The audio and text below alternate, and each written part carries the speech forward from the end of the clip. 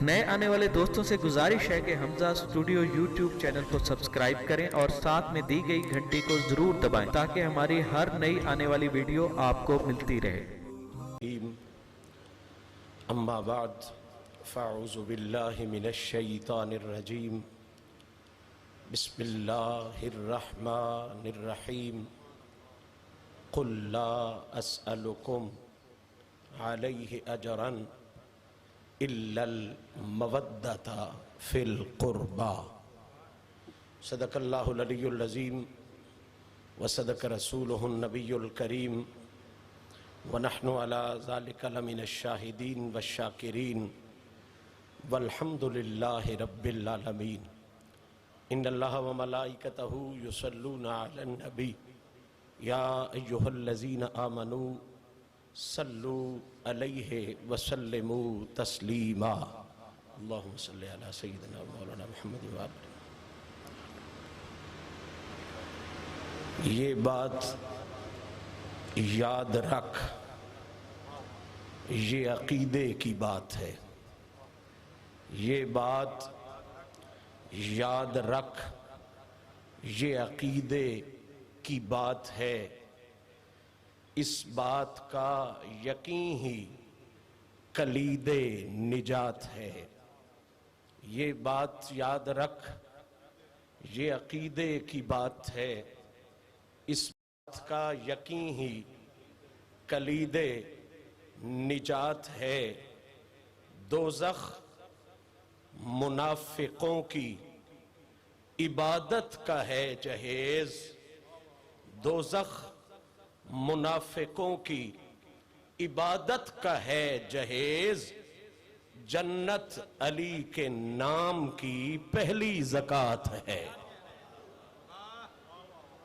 میرا خدا جسے اوج کمال دیتا ہے، میرا خدا جسے بھی جناب بلال سے لے کے قیامت تک آنے والے ہر ولی کی بات کر رہا ہوں، میرا خدا جسے اوج کمال دیتا ہے اسے بطول کی چوکھٹ پہ ڈال دیتا ہے۔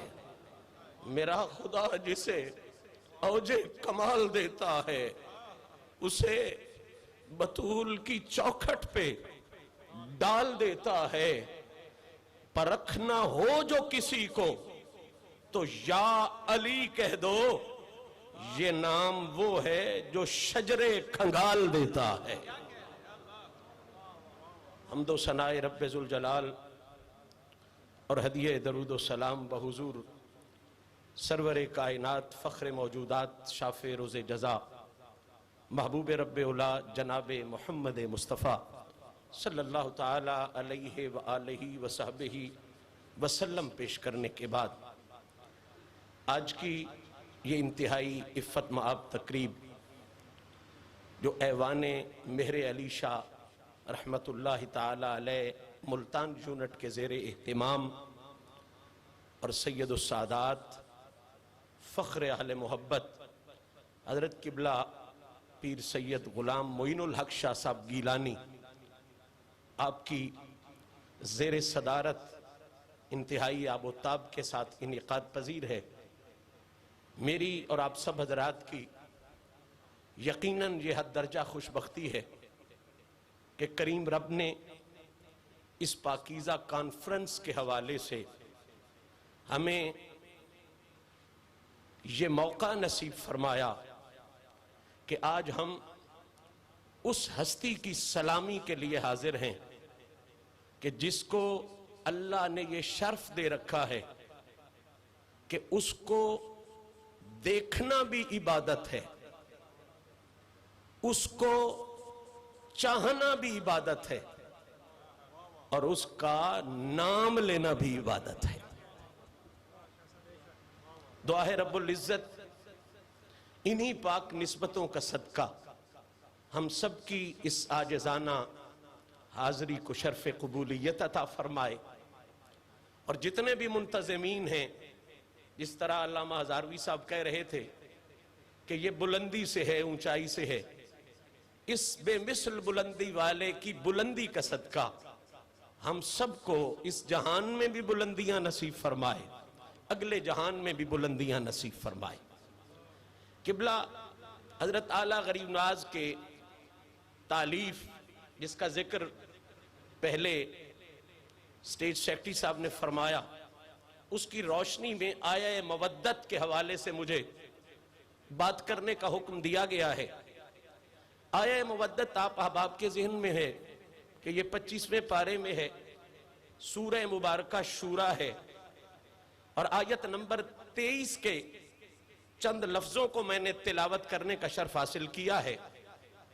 بلا شبہ یہ حقیقت مسلمہ ہے کہ یہ جو دیکھنے میں مختصر سے لفظ لگتے ہیں، اگر بندے کی آنکھ پر بغض کی پٹی نہ بندھی ہو اور دل پر تعصب کی کالک نہ جمی ہو تو یہ قُلْ لَا أَسْأَلُكُمْ عَلَيْهِ أَجْرًا إِلَّا الْمَوَدَّةَ فِي الْقُرْبَى کے تھوڑے سے لفظ دیکھنے میں جو نظر آتے ہیں، ان میں میرے رب نے کمال جامعیت کے ساتھ مولائے کائنات کے بے مثل مقام کو بھی واضح فرمایا ہے، مولائے کائنات سے بے مثل محبت کے احکام کو بھی بیان فرمایا ہے، اور جنہیں علی پاک کی غلامی، نوکری اور مودت نصیب ہوتی ہے ان پر اپنے خصوصی انعام کو بھی بیان فرمایا ہے۔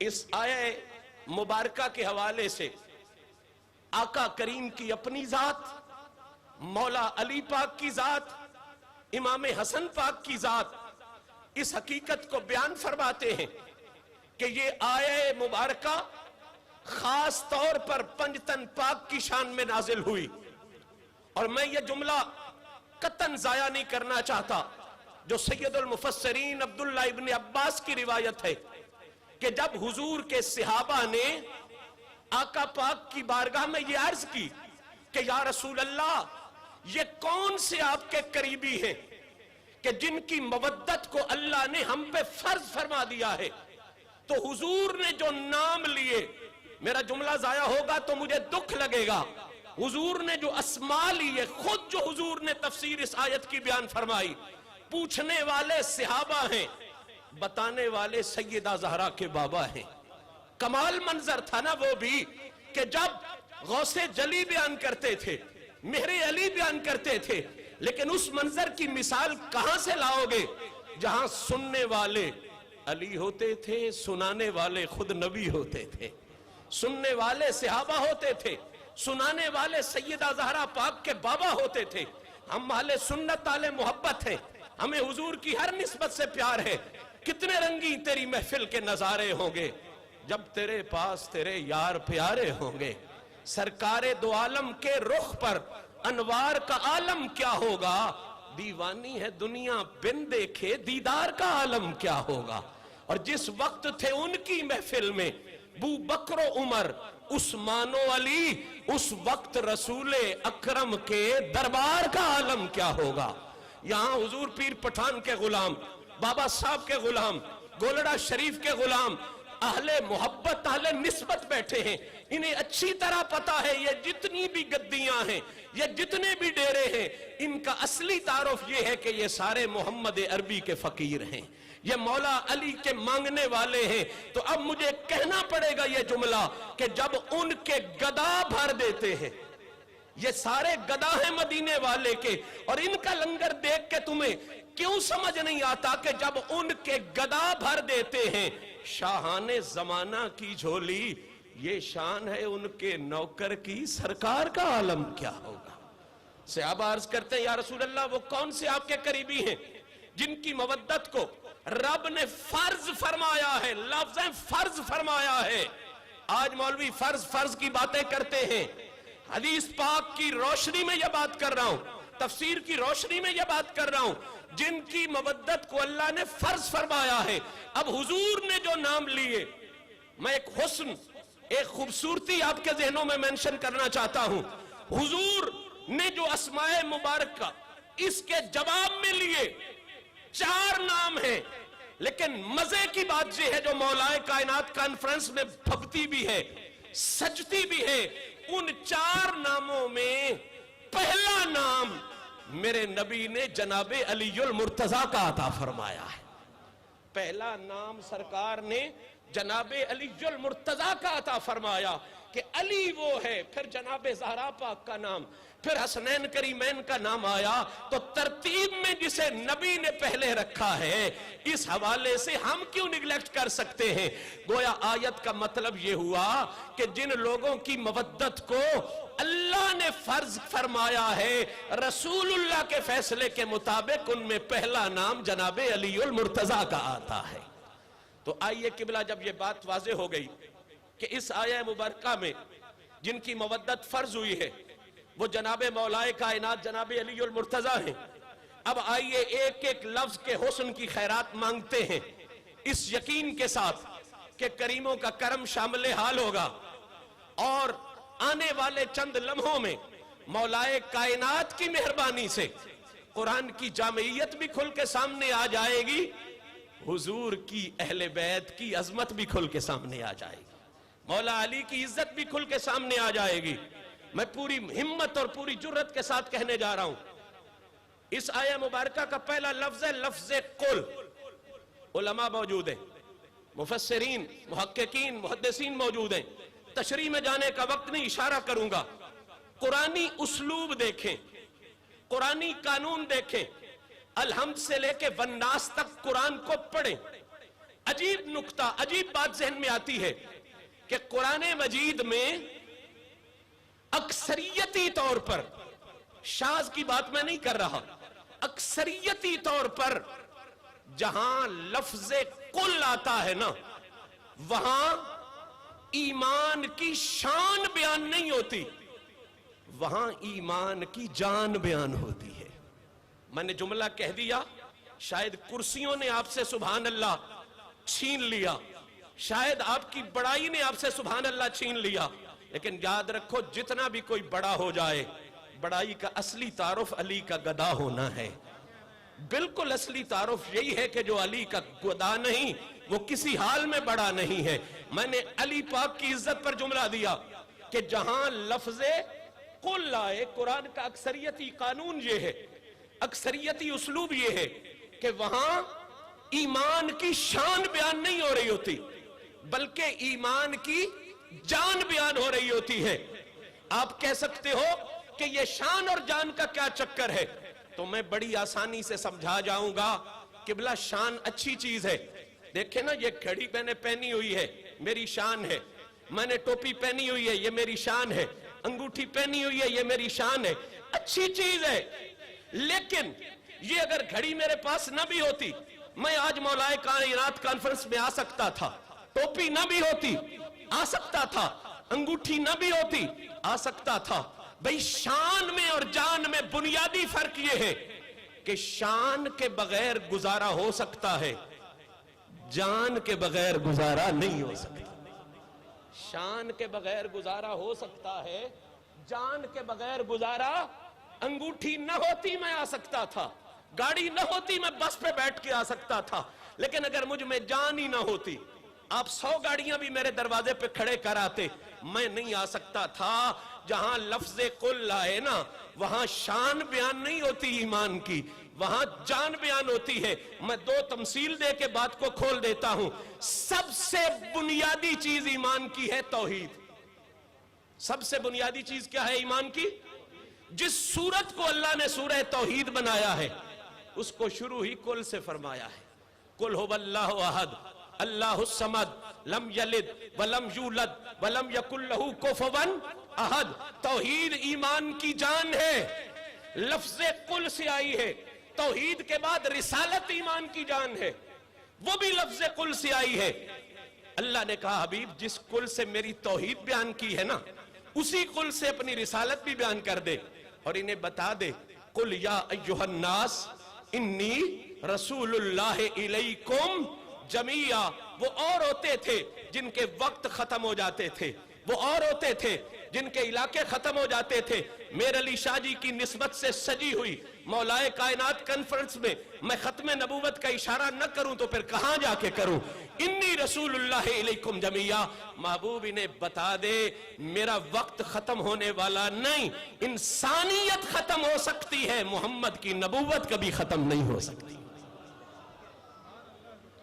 مجھے جو بات سمجھانی ہے وہ یہ کہ توحید ایمان کی شان نہیں ہے، رسالت ختم نبوت ایمان کی شان نہیں ہے، توحید بھی ایمان کی جان ہے، ختم نبوت بھی ایمان کی جان ہے، آقا کی رسالت بھی ایمان کی جان ہے۔ اب مولوی کا دل ڈنڈی مارنے پہ ہو تو یہ اس کے نصیب ہیں۔ قرآن نے بتا دیا جس کل سے توحید کو بیان کیا، جس کل سے آقا کی رسالت اور ختم نبوت سے بیان کیا، اسی کل سے علی کی عزت کو بیان کیا، اسی کل سے پنجتن پاک کی مودت و محبت کو بیان کیا۔ تو پیار والے لوگ تو ڈنڈی نہیں مارنے دیں گے۔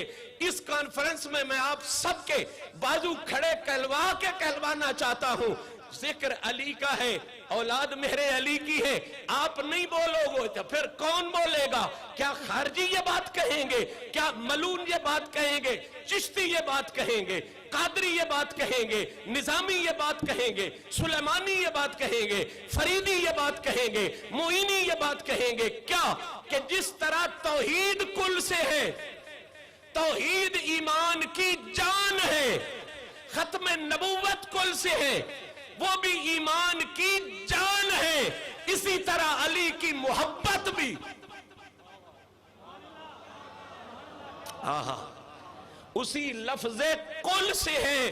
اب میرے ساتھ مل کے کہنا ہوگا، توحید بھی ایمان کی، بول لیجئے، توحید بھی ایمان کی، رسالت و ختم نبوت بھی ایمان کی، اور علی کی محبت بھی ایمان کی، ایمان کی۔ اور جان اور شان میں جو بنیادی فرق ہے وہ آپ کے ذہن میں پہلے لکھ چکا ہوں کہ شان کے بغیر گزارا ہو سکتا ہے، جان کے بغیر گزارا۔ ایک بندہ کہے میں فرشتوں کو مانتا ہوں، جنت کو مانتا ہوں، دوزخ کو مانتا ہوں، بس اللہ کو نہیں مانتا، گزارا ہو جائے گا؟ بولیے۔ کہے جی میں سب کچھ کو مانتا ہوں، رسول کو نہیں مانتا، گزارا ہو جائے گا؟ آپ کہو گے نہیں ہو سکتا گزارا، تو قبلہ پھر سمجھیں، جس طرح توحید کے بغیر گزارا نہیں ہو سکتا، رسالت کے بغیر مسلمان کا گزارا نہیں ہو سکتا، اسی طرح پنجتن پاک اور مولا علی کی محبت کے بغیر بھی ایمان والے کا گزارا نہیں ہو سکتا۔ اور یہ میرا فیصلہ نہیں ہے، یہ میرے آقا کریم کا فیصلہ ہے، اور وہ حدیث مبارکہ جس کا حصہ یہ سامنے لکھا ہوا ہے اور جس سے یہ نام لیا گیا ہے، اور اس حدیث کے حوالے سے محدثین بیٹھے ہوں گے، میں تو ان کے جوتے سیدھے کرنے کی لیاقت بھی نہیں رکھتا، اتنی بات ضرور کہوں گا کہ اصول حدیث کے مطابق جو حدیث بدری صحابہ سے روایت کی جائے وہ بہت اعلیٰ درجے کی حدیث گنی جاتی ہے، اور میرے خیال میں ذخیرہ حدیث میں یہ واحد حدیث ہے جسے ایک بدری صحابی نے نہیں، دو بدری صحابہ نے نہیں، تین بدری صحابہ نے نہیں، 14 بدری صحابہ نے صرف بیان نہیں کیا بلکہ قسم اٹھا کے علی کی اس شان کو بیان فرمایا۔ اور وہ شان کیا ہے؟ جناب براء ابن عازب بیان فرماتے ہیں کہ ظہر کا وقت تھا، خم کا موقع تھا، آقا کریم تشریف لائے اور سرکار نے علی پاک کا ہاتھ پکڑا اور جملہ کیا ارشاد فرمایا؟ فرمایا لستم تعلمون، او میرے پیارے صحابہ تم نہیں جانتے کہ انی اولا بالمومنین من انفسہم، کہ میں مومنوں کا ان کی جانوں سے زیادہ مالک ہوں۔ سرکار کی اس صدا پر 1,24,000 صحابہ نے لبیک کہا اور کہا بلا یا رسول اللہ، ہم جانتے ہیں آپ اولا ہیں، آپ ہمارے مولا ہیں، آپ اولا ہیں، میں پھر کہہ رہا ہوں آپ اولا ہیں، آپ ہمارے مولا ہیں، آپ اولا ہیں، آپ ہمارے مولا ہیں۔ صحابہ نے یہ جواب دیا تو میرے نبی پاک صلی اللہ علیہ وسلم نے علی المرتضیٰ کا ہاتھ پکڑ کے اونچا کیا، اور اونچا ہاتھ کرنا علی کے لیے یہ بدعت نہیں ہے، یہ مدینے والے کی سنت ہے۔ علی کے لیے ہاتھ اونچا کرنا یہ بدعت نہیں ہے، یہ حضور کی سنت ہے. سرکار نے علی کا ہاتھ اونچا کیا اور جو میرے نبی نے فرمایا وہ کل سمجھانے کے لیے کافی ہے. سرکار نے فرمایا من کنتو مولا ہو فہذا علی جن مولا ہو. لوگوں یاد رکھنا جس کا میں مولا ہوں اس کا علی مولا ہے. جس کا میں مولا ہوں اس کا علی مولا ہے. یہاں پہ میرے استاد جی حق محمد صاحب تشریف فرمائے, ہم یونیورسٹی میں ان سے مستفیض ہوتے رہے. میں ان کی اور دیگر مفسرین و محدثین کی توجہ چاہتے ہوئے نیاز اور دعا لینے کے لیے یہ جملہ کہنا چاہتا ہوں کہ من کنت مولا فہذا علی مولا کا یہ سادہ سا ترجمہ ہے کہ جس کا میں مولا اس کا علی مولا. اگر نحوی اعتبار سے اور قرآنی اعتبار سے اس کا ترجمہ کیا جائے تو اس میں اور حسن آ جاتا ہے. میں قرآن کی ایک آیت ساتھ لگا کے ترجمہ کرتا ہوں, کیا کمال کا ترجمہ ہو جائے گا. قرآن میں آیا من یطع الرسول فقد اطاع اللہ, جس نے رسول کی اطاعت کی اس ہی نے اللہ کی اطاعت کی. جس نے رسول کی اطاعت کی اس ہی نے, اس نے نہیں بھئی یہ نحوی ترجمہ نہیں بنتا, اس ہی نے. یعنی اگر رسول کی اطاعت کے بغیر کوئی داڑھی رکھ لے تو وہ قابل قبول, رسول کی اطاعت کے بغیر کوئی نماز پڑھے تو وہ قابل قبول. من یطع الرسول فقد اطاع اللہ, جس نے رسول کی اطاعت کی اس ہی نے اللہ کی اطاعت کی. بڑی خوبصورتی سے یہ بات سمجھا دینا چاہتا ہوں, جو من ادھر قرآن میں ہے وہی من ادھر محمد کے فرمان میں ہے. جو فے ادھر قرآن میں ہے وہی فے یہاں محمد کریم کے فرمان میں ہے. من ادھر بھی من ادھر بھی, فے ادھر بھی فے ادھر بھی. تو پھر ترجمے میں ڈنڈی مت مارو, وہاں ترجمہ یہ کرتے ہو کہ اللہ کی اطاعت اسی نے کی جس نے رسول کی اطاعت کی. یعنی رسول کی اطاعت کے بغیر اللہ کسی کی اطاعت کو قبول ہی نہیں فرماتا. اب ذہن حاضر ہے میں جملہ دے جاؤں, توجہ ہے میں کل سمجھا جاؤں.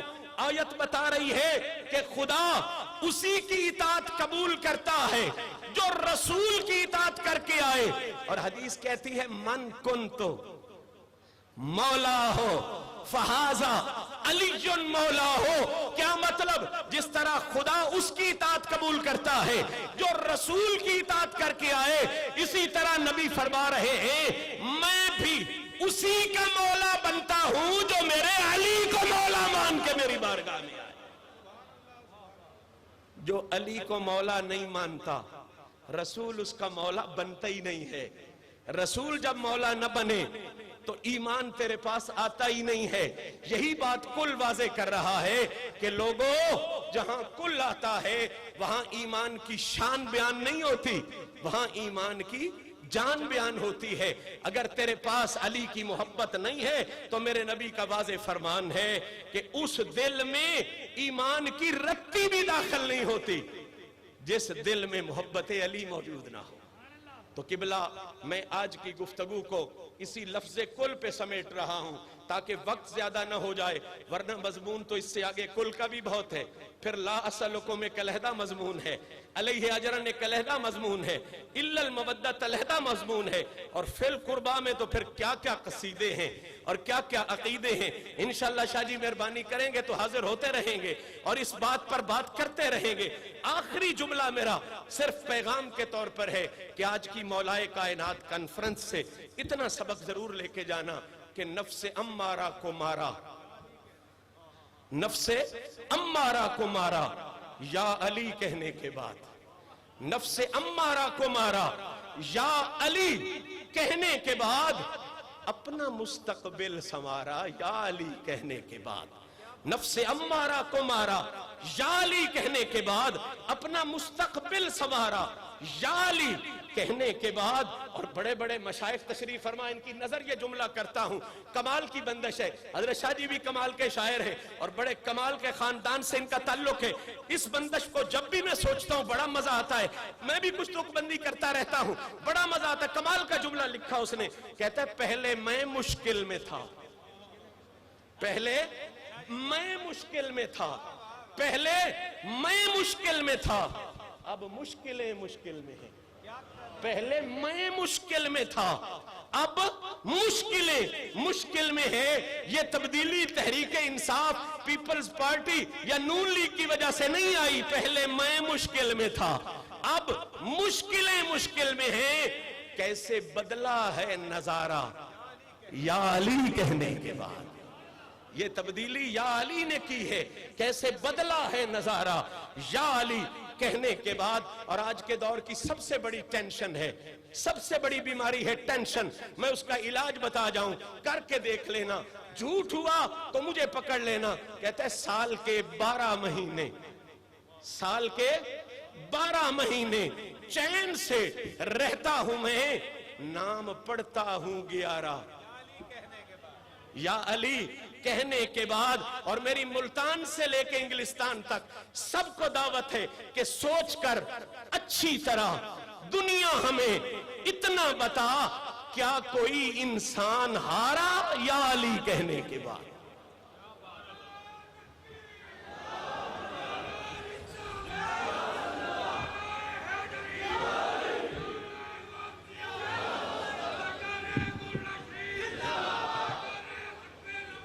ماشاءاللہ۔ محترم حاضرین و ناظرین مکرم، کیا خوبصورت اور جامع گفتگو ہے، مختصر وقت میں بڑی جاندار، شاندار، عقیدت بھری، مودت بھری گفتگو حضور بارگاہ مولا کائنات میں پیش کرنے کی سعادت حاصل کر رہے تھے محترم صاحبزادہ پیر سید محمد شمس الرحمان مشہدی صاحب۔